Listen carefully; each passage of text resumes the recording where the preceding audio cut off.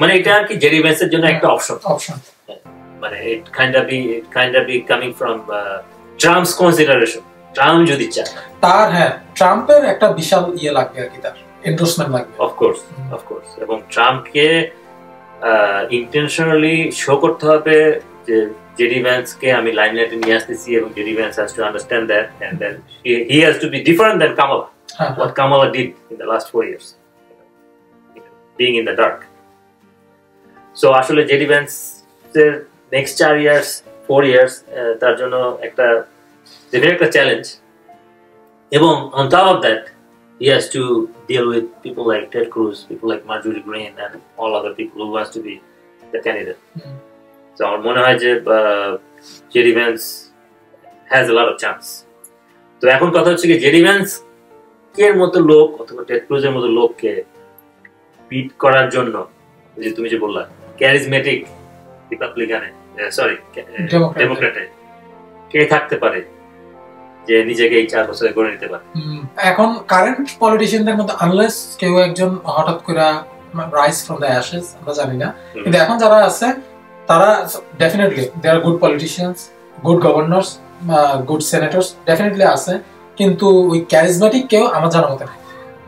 ওবামার মতো ক্যারিজমেটিক কেউ অ্যাটলিস্ট আমার জানা মতে নাই, কিন্তু গুড গভর্নর আছে, ধরেন গভর্ন করতে পারবে ভালোভাবে, এরকম আছে, কিন্তু এটাতে এভারেজ, এরকম তো অনেক থাকে সব জায়গায়। Good governor don't count when we are looking for charismatic figure.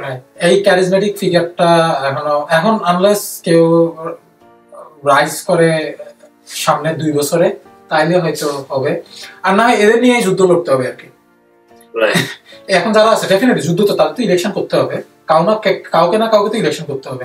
Election করে তখন হচ্ছে তার অ্যাটলিস্ট কিছু একটা দেখাইতে হবে জনগণকে, at least I care for you guys, I can do something, I have previous track record, যে আমি এই স্টেটে অ্যাটলিস্ট কোন স্টেটে যদি সে গভর্নর হয়ে থাকে আমি এই স্টেটের জন্য, এই ধরনের ইকোনমির জন্য বা পাবলিক পলিসিতে সবকিছুতে আমি কাজ করছি এবং এগুলো ইমপ্রুভ করছি, আই ইমপ্রুভড পিপলস লাইভস, এরকম কিছু দেখায় এখন কনভেনশনাল ভোট যদি নিতে পারে আর কি। মানে এই নিউজটাকে তোমাকে স্প্রেড করতে হবে, মানে ওই ক্যারিজমা না থাকলে এবং ওইরকম মিডিয়া হ্যান্ডলিং না থাকলে তো এটাকে স্প্রেড করতে পারবে না। ওই আর ভাই টু বি অনেস্ট সবার মধ্যে তো ক্যারিজমা থাকবে না, কিন্তু কিছু কিছু সিচুয়েশনে ক্যারিজমেটিক দরকার হয়, কারণ অপোজিট সাইডে যদি একটা বিশাল ক্যারিজমেটিক কোনো সাপোর্ট থাকে বা কেউ থাকে, তখন তাদের এগেইনস্টে দাঁড়াইতে হলে নিজেকে একটু ক্যারিজমেটিক হতে হবে। এখন অপোজিট সাইডে যেহেতু আপনার একটা ওদের বিগ ফলোয়ার যদি আসে, ধরেন জেডি ভ্যান্স আসলো, তার যদি এই সে যদি ট্রাম্পের ফলোয়ার গুলোকে নিজের দিকে রাখতে পারে, যেমন ইয়াং জেনারেশন যেটা বললাম ট্রাম্পকে ফলো, আই থিঙ্ক আজীবন ট্রাম্পকে ফলো করবে মনে রাখবে, কারণ এরা ইয়াং, যেই সময় থেকে এদের সেন্স কাজ করা শুরু করে ওই সময় থেকে ওরা ট্রাম্পকে দেখে আসতেছে লাইমলাইটে। ওইটা যদি ওরা নিতে পারে তাহলে এইটার এগেইনস্টে ডেমোক্রেটদের এরকম কিছু একটা দাঁড় করাইতে হবে। আমি বলবো ক্যারিজমার কথা যখন আসে তখন compare to Trump and JD ভ্যান্সের কথা শুনে আমার যেটা মনে হচ্ছে he lacks a lot of charisma. Absolutely he lacks a lot of charisma. তো ওই সে মেকআপ করতে পারবে কিনা, কারণ দেয়ার ইজ এক্সপেকটেশন, ট্রাম্পকে যারা ফলো করে আসছে they are expecting that charisma, that's the only thing that got them to vote Trump. এবং একটা সময় হয় ধরেন কেউ যদি একটা ফিগারকে ফলো করে ক্যারিজমেটিক লিডার হিসেবে, অনেক সময় they don't even care whoever is coming in the next in line. এখন তারা হয়তো কেয়ারও করে না জেডি ভ্যান্স নেক্সট ইলেকশন করলে জেডি ভ্যান্স জিতে না, এটা নিয়ে হয়তো তাদের কেয়ারও করে না, কারণ তারা আইডিয়ালাইজ করে ট্রাম্পকে। এখন দেখা যাক এটা ইলেকশনে কি হয় না, কিন্তু ওটা তো 4 বছর পরে। এখানে আমাদের মানে কথা বলার টপিক, মানে এখানে আসলে ডেমোক্র্যাটদের হাউতাশ করার সময় এবং তারা কি গেম খেলে, ড্রামা খেলে, আমার মনে হয় it will be interesting. I don't think তারা বসে থাকবে, কিন্তু তারা বসে না থাকলেও খালি হাউতাশ বা নয়েজ করলে তো হবে না, কনস্ট্রাকটিভ কিছু করতে হবে, কনস্ট্রাকটিভ নয়েজ দিতে হবে।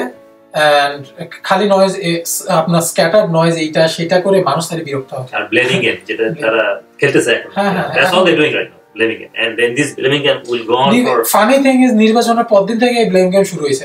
একটা লোককে সরাই দিছে ডেমোক্রেটস, এলিটরা বাইডেনকে সরাই দিয়েছে, এটা আমরা ওপেন সিক্রেট জানি। ন্যান্সি পেলোসি বা বারাক ওবামা কোয়ালিশন ওরা মিলে বলছে যে তুমি সরে যাও, নিউ জেনারেশন আসুক, তাকে সরাই দিছে এবং সে সরে গেছে।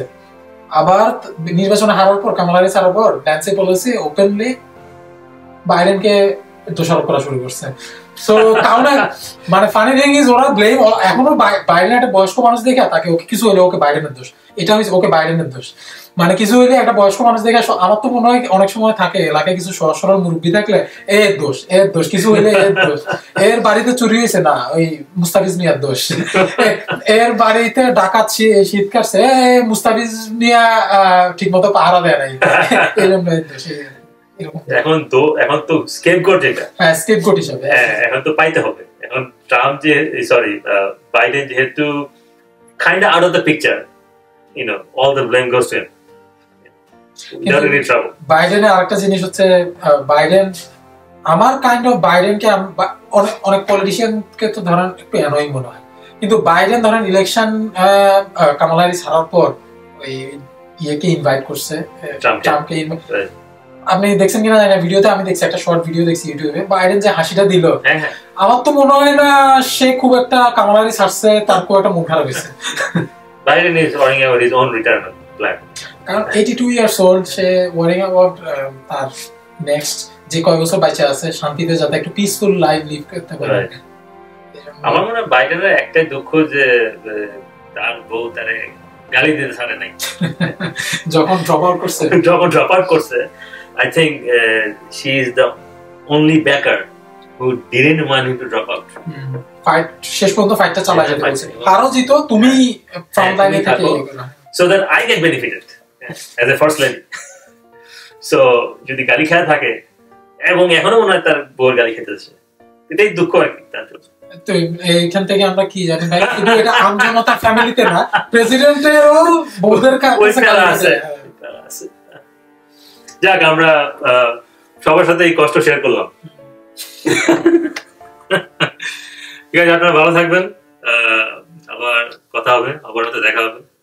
থ্যাংক ইউ থ্যাংক ইউ তোমাকে। Thanks everyone.